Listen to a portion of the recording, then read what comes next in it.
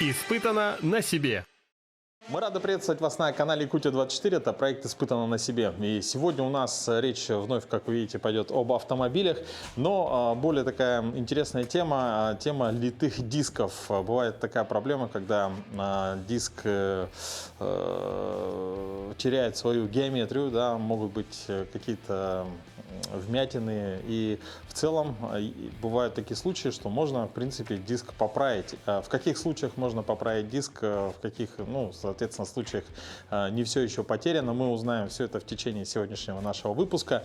Но давайте познакомимся. Это вот автомобиль, с которого сейчас мы снимем все колеса, проверим. Ну и, конечно, если будут какие-то проблемы, будем устранять.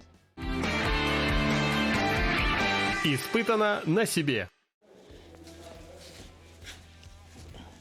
Сейчас были демонтированы все 4 колеса, сняты. И я так понял, что сейчас будет предварительная, да, такая балансировка. На станке будет проверено каждое колесо. И если будет выявлено особо такой плохой, такой нехороший случай, то уже с этим диском будет проводиться дальнейшая работа.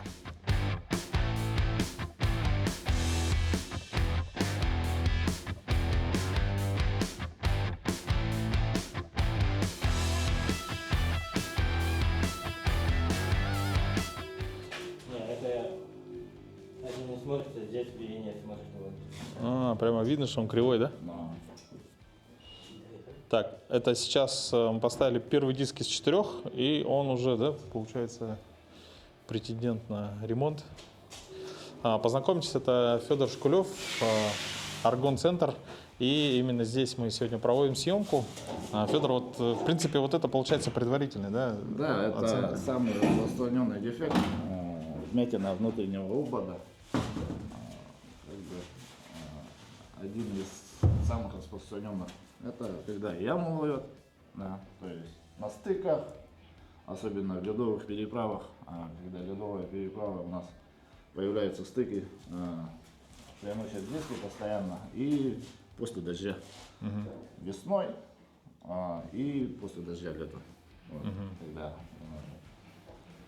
бьются об ямы, соответственно внутренний обод гнется. Вот. Мы все сейчас покажем, все диски проверим, выберем те диски, которые будем делать, и отнесем туда, и там пристально уже, посмотрим. Ясно. Так, Проверяем дальше. следующий, да. Это что, выбиваем?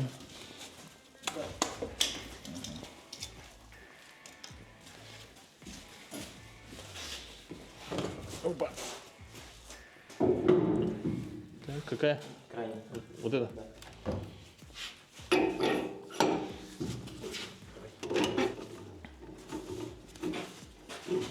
Так, ее же... Да, красную.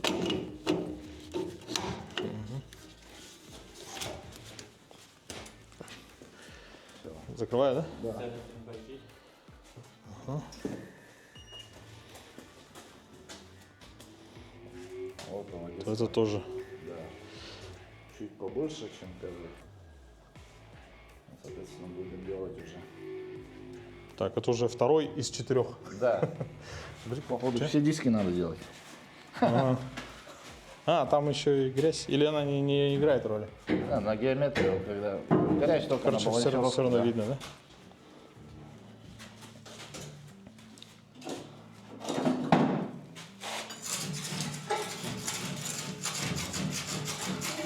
Ну, в целом, наверное, процентов 80 дисков приходит в таком состоянии, да, то есть грязно. Да. У нас такой как бы нечистый город, и много людей, кто проезжает по проселочным дорогам. Вы не сердитесь на таких? Нет, клиентов? это же реалии, да? да, реально. Такого не бывает, чтобы кто-то совсем чистые. Ну, бывают, да, с машины снятые. Вот, люди, когда вот их, то есть, переобувают, там замечают то, что диск кривой, приносят, но они бывают чистые. Из гаража. Да, редко. Ну, я, кстати, вижу уже вот вмятина, мне кажется. Да, это уже Даже прямо... сразу видно. Это уже 3 из 4. Тут стандартная тоже, как первый диск, грубо говоря. Ну, чуть меньше, да, получается? Да. А вот, ну, это понятно, это диск такой с большого диаметра, да? Достаточно. Наверное, у них в основном, да, такие проблемы бывают? Или на любой диск? Нет, да, на низкопрофилях это особо выражено. То есть низкопрофильная резина, она как бы требует более бережного обращения. Ну, понятно, да?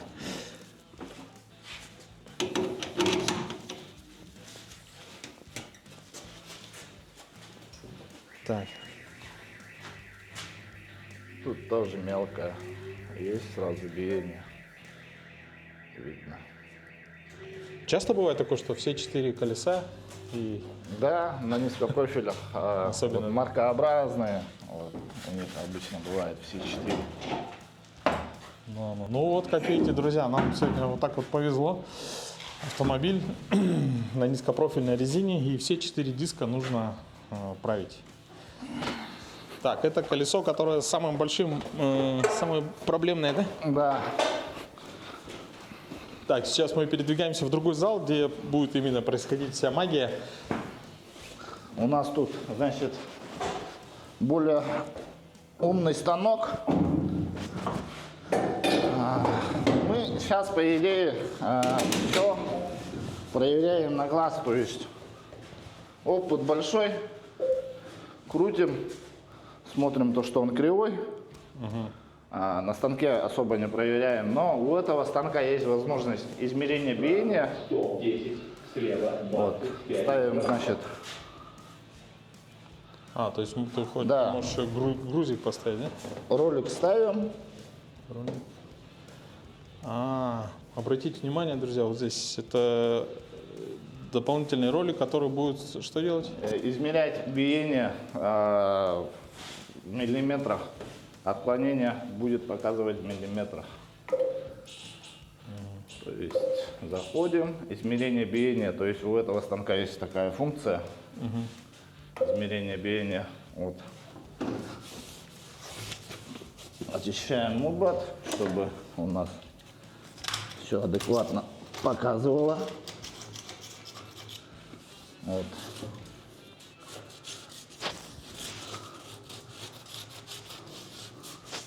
Первым делом, значит, проверяем обод внутренний. Вот. Ставим. И видим кривую. Вот там вот на экране сразу видно. Да. То есть крутится уже медленнее и делает расчеты, да? Да. То есть. И смотрим. Вот у нас на 12 часов вмятина. Вот. Тут даже уже видно на глаз, да? Вот она. У него отклонение 2 миллиметра. То есть. Вот по этой, да, смотришь? Да, 2 миллиметра вниз. Вот эта кривая, центральная кривая, вот она, она такая должна быть. Вот эти отклонения уже идут. То есть вот по сути в графике в идеале должно внутри вот это Да. как раз как эта красная кривая, да? Да. Смотрим, вот тут уже визуально видно, то, что она кривая, можете. Вот на 12 часов вот это кантик кривой. Значит, идем дальше. У нас тут впадина минимальная. Полмиллиметра. Это, да, 0,7. И, соответственно, тут около миллиметра. А то, что вот этот, это в норму, да? Норма? Верхний? Или верхний не считается? Вот верхние, они появляются, когда рядом с этим, рядом с вмятиной. То есть диск гнется, соответственно, края поднимаются, и там, где согнуто, соответственно, впадина, да, то есть она должна компенсироваться же. Да. Вот удар, и, соответственно, края поднимаются То есть наверх. нас интересует То есть мы, нижняя если часть. выпрямляем ее, вот это стянется обратно, соответственно. Вот. И кантик проверяем. Так.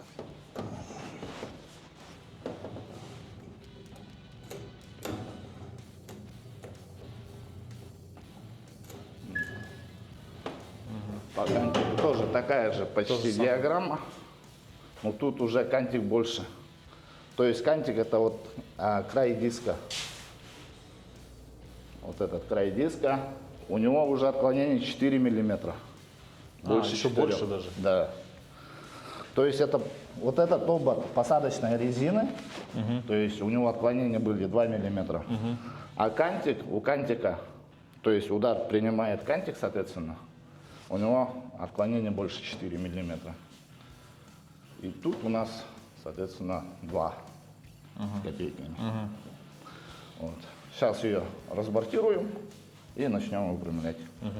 То есть мы сейчас определили, еще тогда на предварительном, что вот это у нас самый, как сказать, самый кривой. проблемный, Да, самый кривой. тот диск, который требует ремонта. Вот, и на нем именно мы попробуем все исправить. Испытано на себе.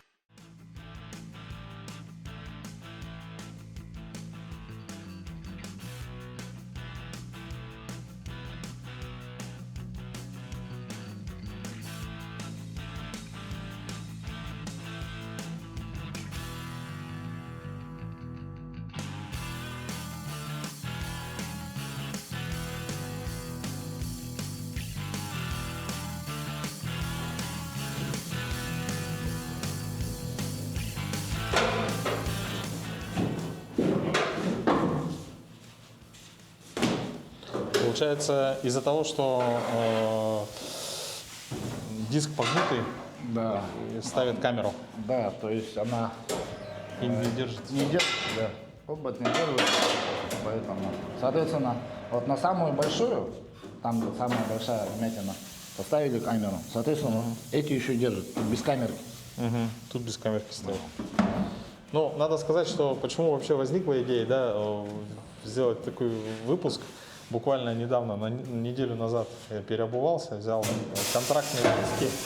Вот, и так уж получилось, что один из дисков был тоже загнутый. Я обратился к Федору, и как бы все было починено. И там в шиномонтаже сказали, что этот диск тоже был с камерой. То есть, в принципе, предыдущий хозяин знал, что там есть проблема. Вот, поэтому тут получается такая же ситуация, то есть сильно гнутый диск, и туда ставится установлена камера. Да. Так, сейчас уже все демонтировано, да? Да, один диск демонтированный, ставим, сейчас. Можешь сам попробовать сейчас демонтировать.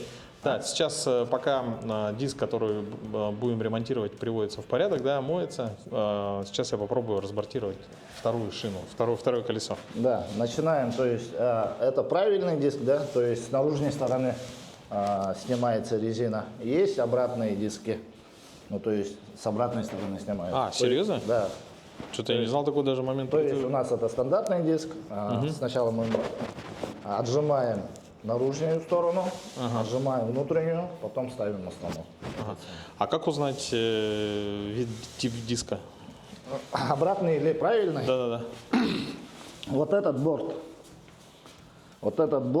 если он ближе к внутренней стороне, то есть, соответственно, с внутренней стороны она снимается. То есть резина должна уйти в эту полость, чтобы ее снять. И туда вытягиваться, соответственно. В полость она должна упасть и вытягиваться таким вот способом. То есть... Если вот эта полость находится с этой стороны, и наклон идет в наружную сторону, соответственно, диск снимается с этой стороны, внутренней стороны. Вписано сначала, да? Да. Интересный нюанс, даже не знал. Так, сначала...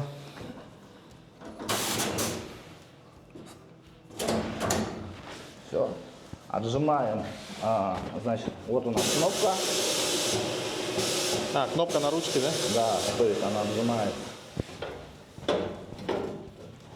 Ставим возле диска, между диском и резиной, и нажимаем кнопочку.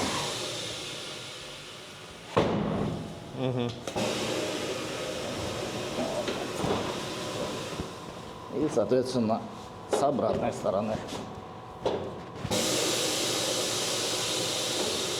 Нажимаем. Вот. С этой стороны она, соответственно, снимается легко. Так, давай И сейчас с попробуем. обратной стороны отжимаем. Давай я попробую уже. Другой диск, Да, хорошо. отжимаем. Вот. У нас много колес. Много, 4 штукенции.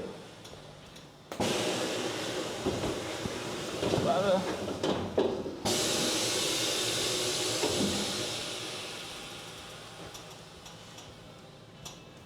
Там плотно сидит, да, или она уже снялась? нет еще. Нет еще, да? Да.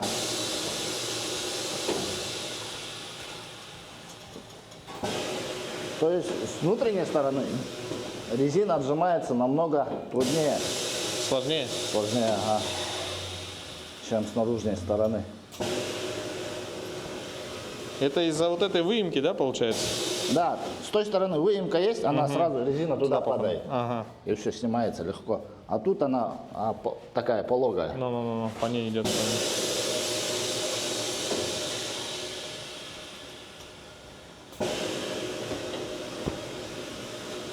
Кстати, есть диски, которые разбираются и с этой, и с другой стороны.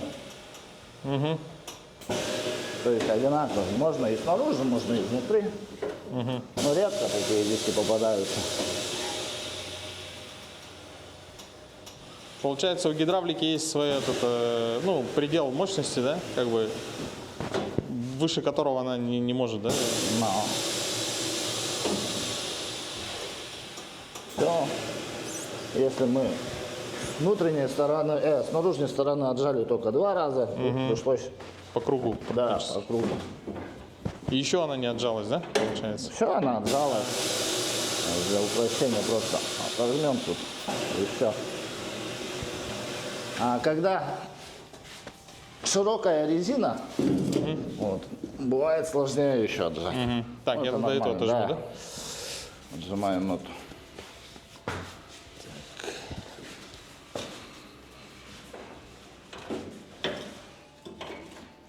Так, и нажимаю кнопку, да? Да.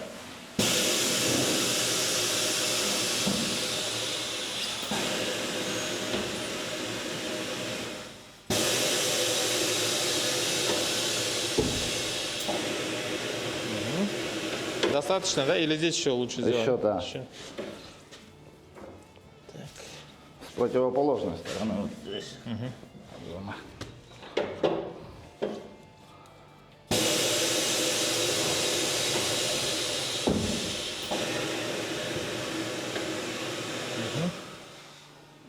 Еще тут?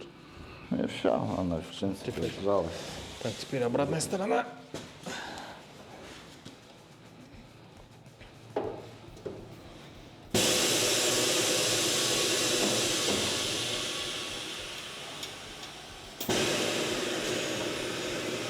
О, дожала. Что сделать? Еще раз нажать? Выдергивай.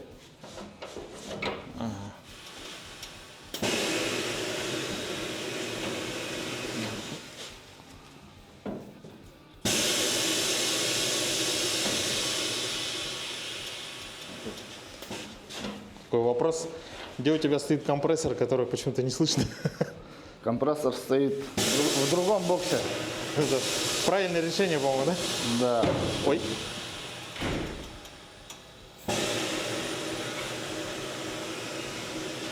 Так, тут прям уже вмятина видно. Вот здесь, да, еще.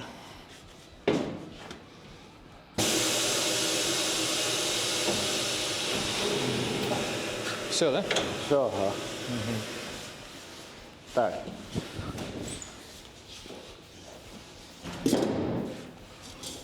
А, следующий этап это... Да. Снимаем резину.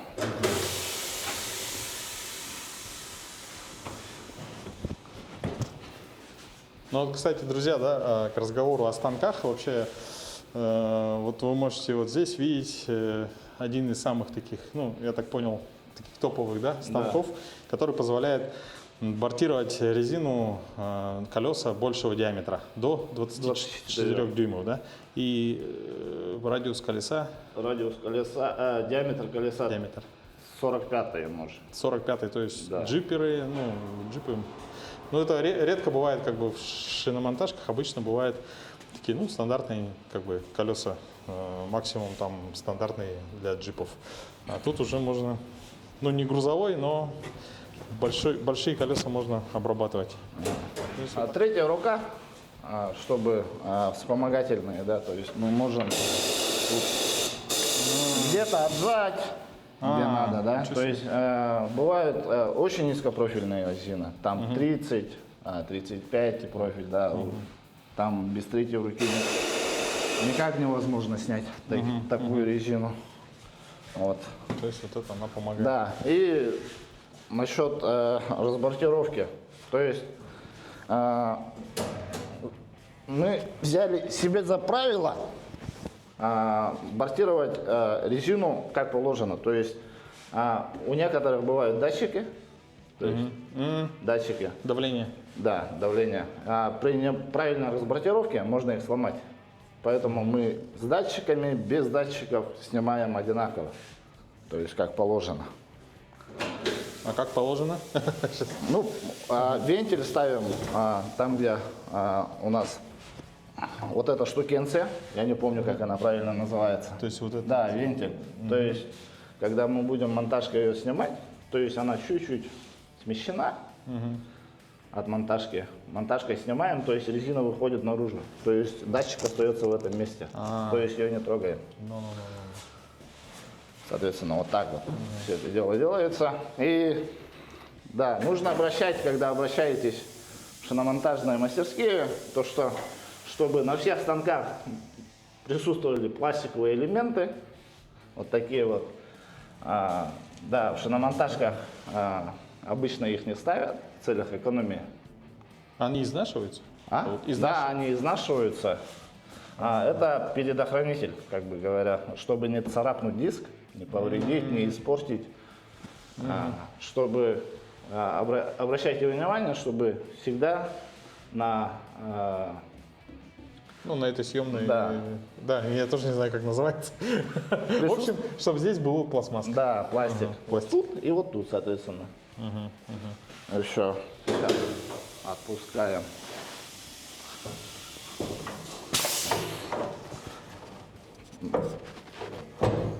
Вот так настраиваем, то есть она сама себе делает зазор, то есть, да, вот она. Поставили, она отодвигается, чтобы не касаться диска. Это запрограммировано в этой самом приборе, да? Так. Берем монтажку, просовываем. Так, и давим резину, чтобы она попала как раз в ту полость, чтобы она туда тянулась. Вот. Иначе она не, вот, видишь, она туда заходит. Все, вытягиваем. Обязательно используем пасту. Для чего? Вот, чтобы не порвать корд. То есть во многих шиномонтажках рвут корды, вот эту часть резины, когда прокручивают на сухую. То есть это смазка. Да, на сухую, когда прокручивают, и, соответственно, потом, опять же, без камерку перестает держать. Крутим.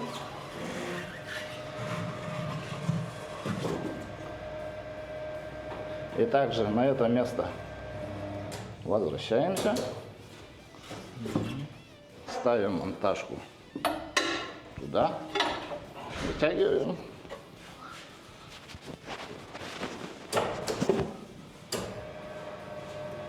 Вот таким вот образом, когда вот так снимаем резину, если у нас тут датчик, он не повреждается. Все, понял. Вот. Ну, действительно, иногда даже, наверное, и клиент может не сказать, да, что у него там датчик стоит или не стоит. Нет, датчики сразу видно. Видно сразу? Да. Ну, сразу понимаешь, что датчик стоит. Вот, как вам объяснить, у нас датчик есть, тут нет у нас. Датчик, Ну, я понимаю, что это более такая и она снаружи закручивается. А, Поэтому сразу видно.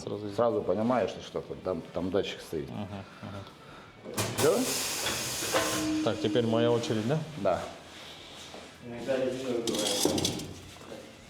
Это за редкими исключениями.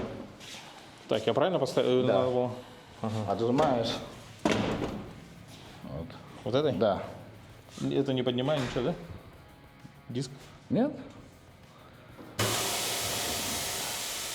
А, он его распирает Да. и закрепляет как бы. То есть можно и с внутренней стороны, и с наружной тоже. То есть у нас пластик имеется на всех элементах, то есть на вот этих губках тоже. То есть имеется пластик, чтобы, не дай боже, не повредить диск. Бывают очень дорогие диски, красивые, большие, Чистые. чистые, да. Вот, чтобы потом недопониманий не было. Вот. Так, должен прокрутить его, получается, сейчас ниппелем сюда, да? Да, Это какое крутит? Вот это? да.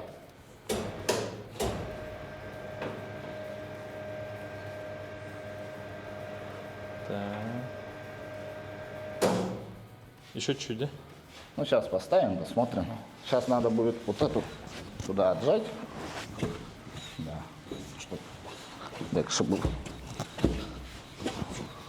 Давай рукой по... А, вот как раз. Можно. Так, как ее надо развернуть? Да. Так.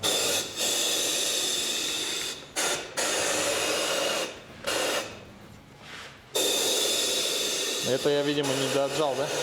Но не, она...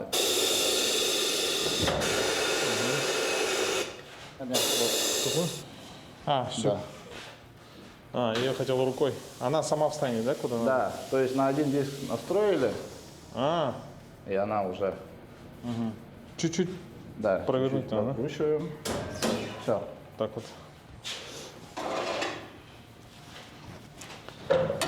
Так.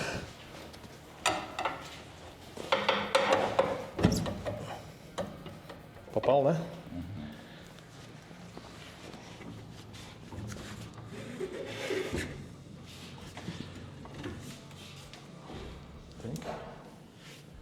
Монтажку убираешь? Убираем. Все, убираем, могу убрать. И паста. Пастой обязательно. Вот эту часть, да, промазываю. Тут достаточно, да? Так? Да. И поехали, да? Нажимаю, ничего не делаю, да? Ничего не делаешь. Так.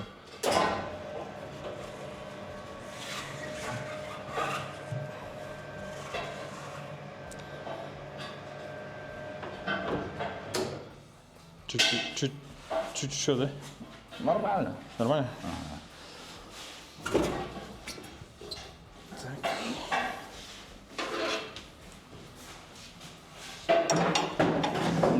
Ту сторону роняй, наоборот, вот так вот. С одной стороны поднимай. Вот она, вот у нас паз. А, туда где резина поставил. должна. Да, И рукой поднимаю, да? да. Под монтажку. Медленно. Вниз отпускай. Просунь туда. Монтажку? За корт, но. А. И все. А, все. Так. Поехали, да? Да. Нет? А, надо было оставить, наверное, монтажку? Да. Чуть-чуть надо было прокрутить, потом убрать монтажку.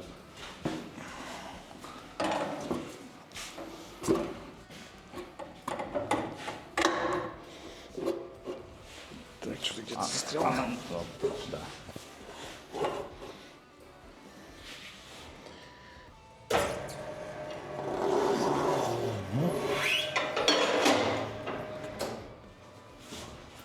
Теперь нажимаю эту.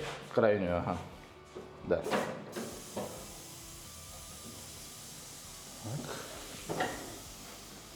И все. И приступаем к правке дисков. Имя.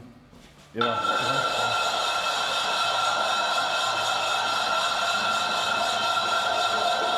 Итак, сейчас Иван, получается, зачищает, да? Да. Диск. Защищаем плоскость, чтобы она плотно села на плиту. Это уже, кстати, давайте познакомим, да, пока Иван чистит наших зрителей со следующим станком, который нам понадобится именно непосредственно уже для правки дисков. Да, это дископравный станок, работает на гидравлике и на электромоторе, соответственно, электромотор крутит вал, а гидравлика, соответственно, вот гидропресс у нас. А с помощью этого гидропресса, это как рулевая, понял, да? Влево-вправо. Да, вниз, вверх. То есть, когда нажимаем наверх, она поднимается. То есть, соответственно, таким вот образом мы выполняем диски. Ну, пока на самом деле не совсем понятно. Думаю, сейчас, Да. когда будет все наглядно, все будет более-менее ясно. И сейчас Иван зачищает плоскость для того, чтобы она плотно встала на этот диск. Да.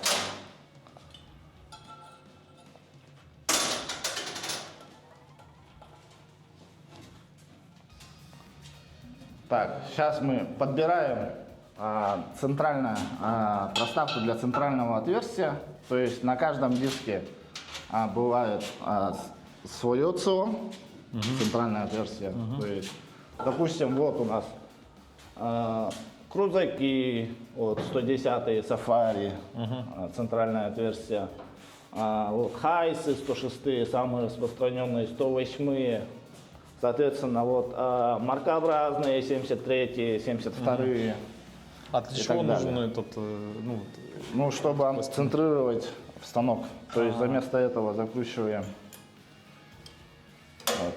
под определенный диск центровочную, вот эту. Ага, то есть он является как бы также опорой Да. для диска. Это который самый гнутый, да, диск? Самый первый, да?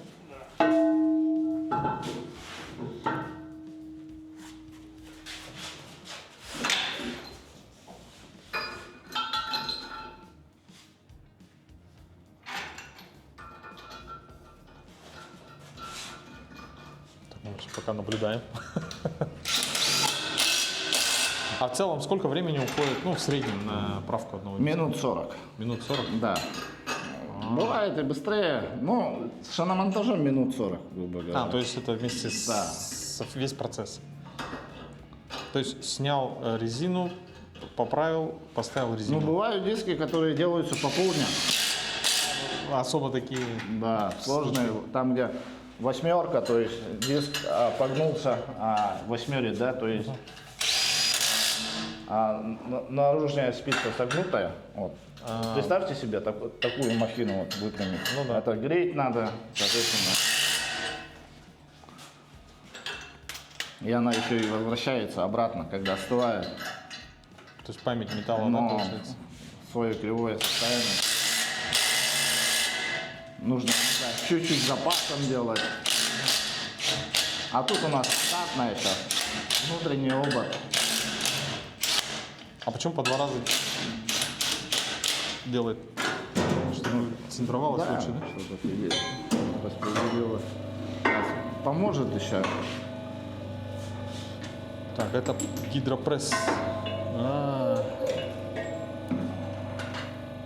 Разные насадки, соответственно. Сейчас Иван убедится, то, что диск стоит ровно по центру и затянет, соответственно, капитально ее.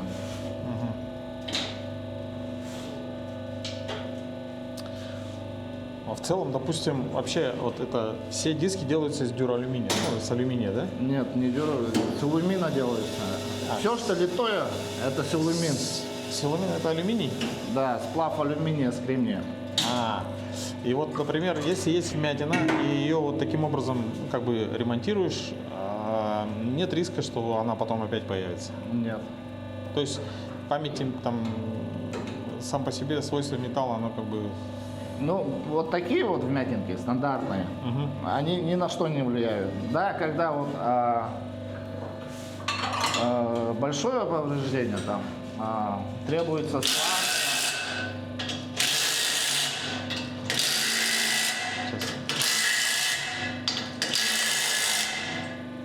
Требуется сварка, да? Да, когда требуется сварка, либо повело наружную сторону, вот эту, да, то есть диск восьмерит, да, в таких случаях обжигаем сильнее.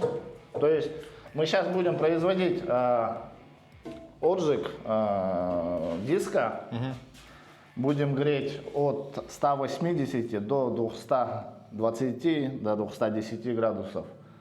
При такой температуре это низкий отпуск называется. То есть материал становится более пластичным, а в то же время не теряет своих свойств. То есть даже краска особо не страдает, потому что порошковая краска сама термостойкая. Она термостойкая, то есть она сама запекается при 250-200 градусах. Но когда большое повреждение, соответственно, нужно греть до более высоких температур, и, соответственно, у нас отпускается сам металл, теряет свои свойства, становится мягче. Вот, и такой вот диск, конечно, не будет как заводской. А в данном случае, когда у нас внутренний обод, соответственно, внутренний обод, почему гнется постоянно внутренний обод? Потому что тут она толще, во-первых, с наружной стороны, да, тут есть усиления вот такие вот, то есть они не дают ей согнуться, то есть она тут крепкая, да, а внутренний обод, она там ничего ее не держит, грубо говоря. Вот удар, наглядно, да, вот удар, хотя удар был такой, тут она не повредилась. Здесь она целая, а там... Да, тут она согнулась. Тут согнулась, тут, то есть такой же удар, но с этой стороны ничего такого критичного нету. Она с наружной стороны вся ровная, то есть у нас внутренние вмятины только. Да, вот Федор сейчас крутит колесо, и вот тут видно сразу проблемные места. Вот. Плюс еще внутренняя сторона немножко гуляет, да? Вот про что я говорил. Смотрите, допустим, ровная сторона, вот она, грубо говоря, да? Вот, приближаемся к вмятине, вот видите, края поднимаются, более высокие, нежели чем основные размеры. Ну и, соответственно, сейчас будем обжигать и будем править. Хорошо?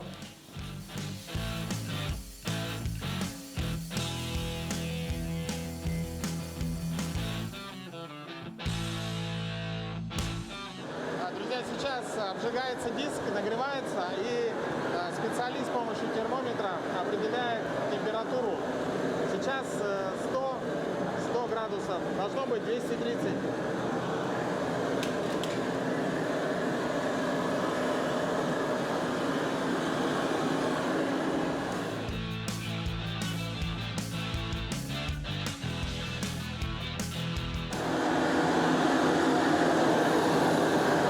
Сейчас диск разогрет до 180 градусов, и в помещении от горелки становится очень жарко, поэтому здесь стоят вытяжки, а в летний период еще и работает, соответственно, кондиционер. Испытано на себе.